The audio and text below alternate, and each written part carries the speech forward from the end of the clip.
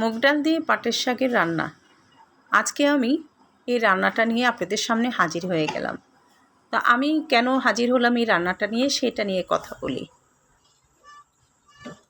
এই রান্নাটা আমি অনেক ছোটোকালে খেয়েছি আমার মার হাতে, কিন্তু আজ পর্যন্ত আমি রান্না করিনি। কিভাবে করে তাও জানতাম না।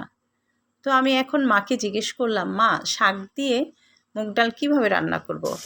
তখন মা আমাকে টিপসগুলো বলল। যখন আমি শুনলাম, শোনার পরে তো আর লোভ সামলাতে পারলাম না। বাস কথা শুনেই চট করে রান্নাতে চলে আসলাম। আর রান্নাটা আমি কীভাবে করছি সেটাই আপনাদের সামনে তুলে ধরছি। আপনারা আমাকে একটু সাপোর্ট করবেন। আর আমার রান্না যদি ভালো লাগে, আমার হাতের কাজ যদি আপনাদের কাছে ভালো লেগে থাকে, আমার চ্যানেলটিকে সাবস্ক্রাইব করবেন, লাইক দিবেন, কমেন্ট করবেন এবং আপনাদের বন্ধুদের সাথে শেয়ার করবেন।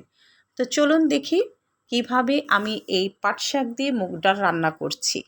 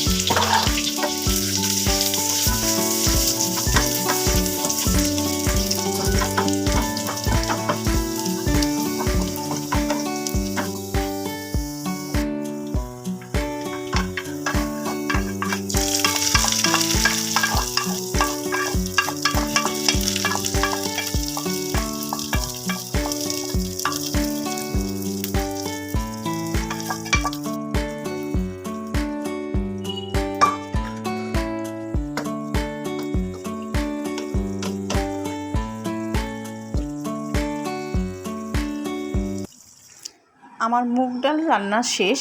দেখুন মুগ ডাল দিয়ে পাটের শাকের রান্নাটা কত সুন্দর হয়েছে, দেখতে কত সুন্দর হয়েছে দেখছেন। আর আপনারা যদি একটু ঝাল খেতে চান, অবশ্যই এখানে ঝালটা বেশি ব্যবহার করবেন। আমি ঝাল প্রেফার করি ডাল শাকের সাথে, যার জন্য আমি ঝালটা একটু বেশি দিয়েছি। আমার ভিডিওটি ভালো লাগলে সবাই লাইক, কমেন্ট করবেন, সাবস্ক্রাইব করবেন, বন্ধুদের সাথে শেয়ার করবেন। সবাই ভালো থাকুন, সুস্থ থাকুন। আল্লাহ হাফেজ।